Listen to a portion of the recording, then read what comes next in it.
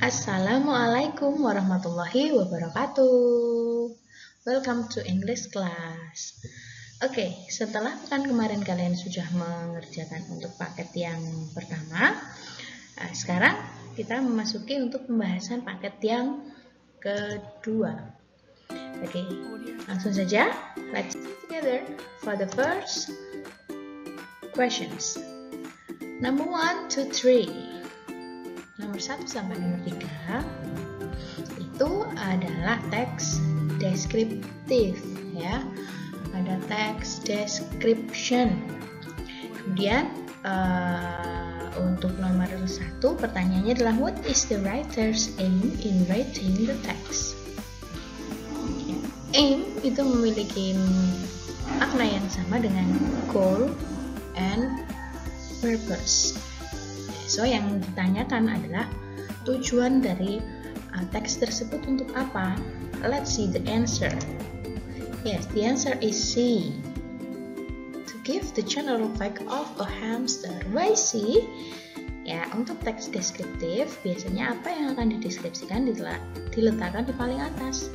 Ya, yang paling depan atau kalimat awalnya adalah I have a pet. It is a hamster.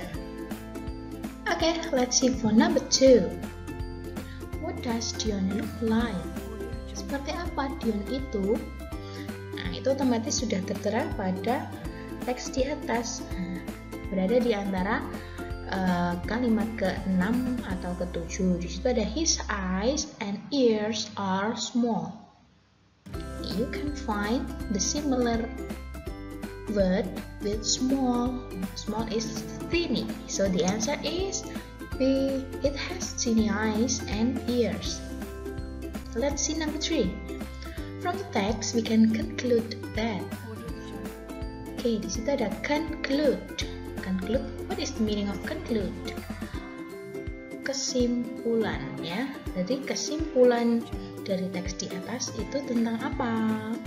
Okay, let's see. The answer is B. Dion is very teeny and attractive. Oke, udah cukup ya untuk nomor 1 sampai nomor 3. Lanjut kita nomor 4 sampai nomor 6.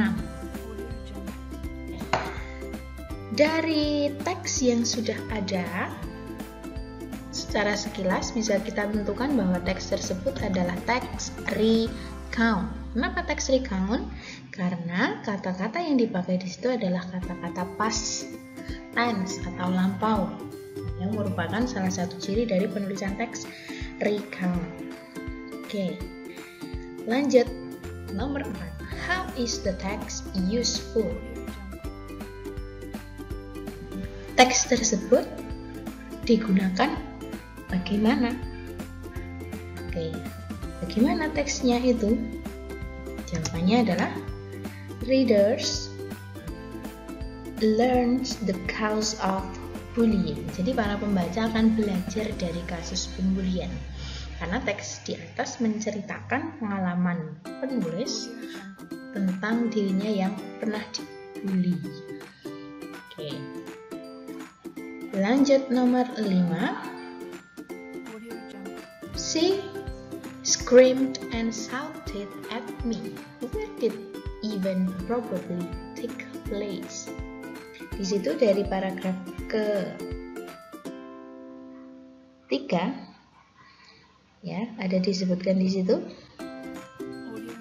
Kemudian di mana kira-kira? Let's see. Yes, in the school playground. Di halaman sekolah.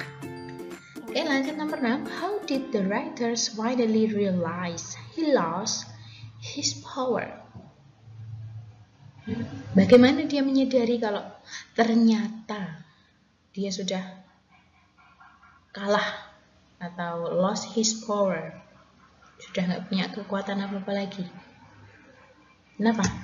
Ya, hasilnya adalah karena everyone hated him. Jadi orang-orang membenci dirinya. Oke, lanjut untuk nomor 7 and 8. Ya, di situ ada kata notice. Sering sekali kita ketemu notice. Notice adalah pemberitahuan.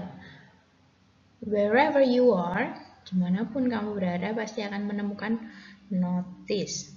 Di situ ada kata alcohol, drug, and weapon free zone. Berarti nggak boleh bawa alkohol, nggak boleh bawa drug, nggak boleh bawa senjata tajam. Let's see number 7. The notice is mostly likely found at.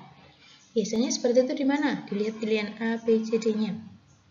Yang memungkinkan adanya notice itu adalah di B, at the airport check-in. Ya, ketika kalian mau ke bandara, itu biasanya ada hal tersebut.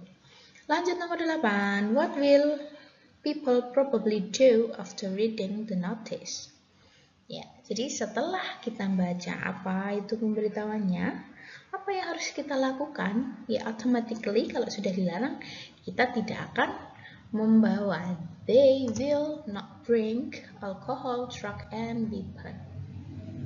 Good. Let's continue number 9 and 10. Ada sebuah kartu ucapan tentang Happy Father's Day.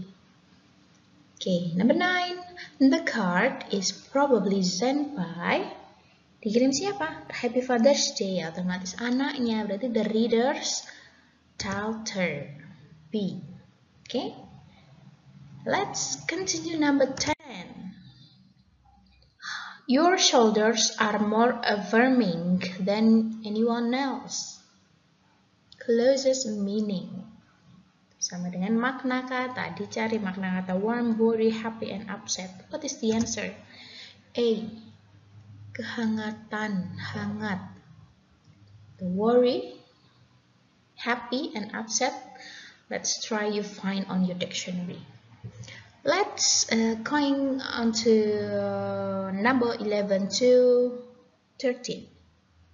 How to make bakwan. Bakwan. Yes, cara membuat bakwan otomatis adalah teks prosedur. Langsung number 11. What equipment is needed to pour the dough into the frying pan? Ya, untuk membuat adonan kita menggunakan apa? Otomatis kita butuh bowl, mangkoknya dulu. Good. Number 12. Wait until the color turns yellow. Pick it up. Pick up means you can find the meaning on your dictionary. What is the answer? Is A. To take hold of something and move it. Good. Number 13. The text will be beneficial for people who. Beneficial? Beneficial is advantage. Artinya sama. Yaitu manfaatnya untuk siapa?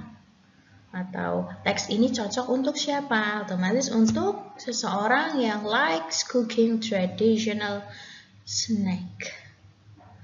Oke, kita lanjut lagi nomor 14 sampai 16. Oke, long ago in England. Jika kalian menemukan kata long ago, once upon a time, long time ago, itu adalah teks naratif, ya, atau cerita. Cerita fiksi itu berarti tidak nyata, ya. Tuh. Langsung nomor 14. Which characteristic best describes King Uther? Di situ di paragraf pertama bisa disebutkan bahwa karakter dari rajanya adalah kind, baik hati, weak, impatient, cowardly. You can find on your dictionary. Okay, next number 15. What did Arthur do after he freed the sword? Ya, jawabannya apa? Nah, itu berada di paragraf paling akhir setelah dia mengeluarkan pedangnya. Kenapa? Nah, he held it high above his head. Dia bawa ke atas kepalanya. Okay, number 16. What should Sir Ector do before he adopted baby Arthur? Ya. Sebelum mengadopsi bayi Arthur, apa yang harus dilakukan? Ya, otomatis adalah yang A. He should run a background check on the baby. Ya, harus mengecek background bayinya dulu. Lanjut lagi. Nomor 17 sampai 19. Oke, an earthquake. Oke, kalau ini adalah text report. Hampir sama dengan descriptive text, terus yang membedakan untuk text report itu biasanya menggunakan kata-kata yang sedikit lebih memerlukan waktu untuk mengartikan. Maksudnya, text report itu digunakan untuk menulis sesuatu yang sedang terjadi atau happening di sekitar kita. Bisa social fenomena, bisa ada kejadian kejadian alam. Jadi bahasanya lebih sulit. Bedanya apa dengan deskriptif? Kalau deskriptif itu biasanya lebih mudah untuk kita pahami. Oke, lanjut nomor 17. What is the tectonic earthquake? Gempa tektonik itu apa? Gempa tektonik adalah ya di paragraf ketiga. Oke, good. Number 18, the text will most beneficial to readers who are interested in. Nah, siapa yang tertarik membaca ini? Biologi, geologi, hidrologi, or arkeologi? Tentu saja jawabannya adalah yang B, berhubungan dengan bumi ya, geologi. Oke, number 19. The further paragraph of the text will likely discuss, akan mendeskripsikan apa? Yang akan dideskripsikan adalah tentu saja yang A, explosion, earthquake. Yes, good. Langsung saja nomor 20 sampai 22. 22. Good. A fandom. Sama, itu hampir sama teksnya dengan report ya. Oke, ada 3 paragraf. Nah, diperhatikan untuk soal nomor 20. The text tells us about fandom related to. Kalau ada soal semacam itu, yang ditanyakan adalah masing-masing paragraf itu dia menjelaskan tentang apa. Let's see the answer. C. Definition, history, and reception. Oke, jadi paragraf pertama dengan definition-nya, kemudian yang kedua history-nya, yang ketiga adalah reception-nya. Oke, lanjut nomor 21.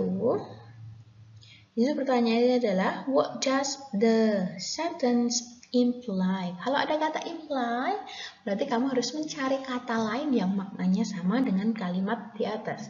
Mencari kalimat lain yang maknanya dengan kalimat di atas. Let's see the answer. Yeah. A fandom can grow around any areas of human interest or activities. Fandom ini bisa tumbuh di sekitar kita. Nah, kata yang sama dengan itu adalah it is possible to make a fandom in any area of human interest. Ya, itu maknanya sama. Lanjut nomor 22. What is the writer's opinion about fandom according to the text? Writer's opinions? Otomatis you have to read the text to find the answer.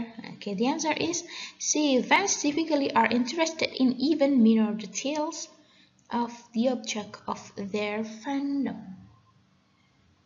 Okay, lanjut untuk teks terakhir. It's about song.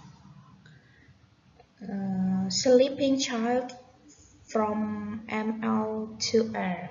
Saya yakin kalian belum lahir ini. Okay, it's about sleeping child. Anak yang sedang tidur. Oh my sleeping child. Like this. Lanjut. Kita ke nomor 23 sampai 25. Nah, 23. What is the song lyric about? The answer is B. The peacefulness of a sleeping child. Kenyamanan, kedamaian seorang anak yang sedang tertidur. Nomor 24. Oh my sleeping child, the world's so wild but you've built your own paradise. The sentence implies that the writer feels blah blah blah when he sees the sleeping child. Kalimat ini mengimplikasikan apa, menjelaskan apa ketika si penulis ini merasakan titik-titik ketika dia melihat anak ini sedang tertidur. Yes, terlihat relax, tenang, santai, nyenyak. Like this. The last but not least, number 25. What message can be found in the text above? Pesan apa yang bisa diambil dari teks tersebut setelah membaca? Okay, B. We must live in the peaceful life. Okay, that's all the discussion about paket 2 ya. Pembahasannya untuk paket 2 cukup sekian. Mohon maaf apabila terjadi banyak kesalahan yang saya sampaikan ketika menjelaskan materi ini. Jika ada pertanyaan nanti kita bisa diskusikan di grup ya, atau kalian bisa bertanya. Ini hanya untuk memudahkan kalian belajar. Oke, thank you for watching. Semoga sukses. That's all. Assalamualaikum warahmatullahi wabarakatuh.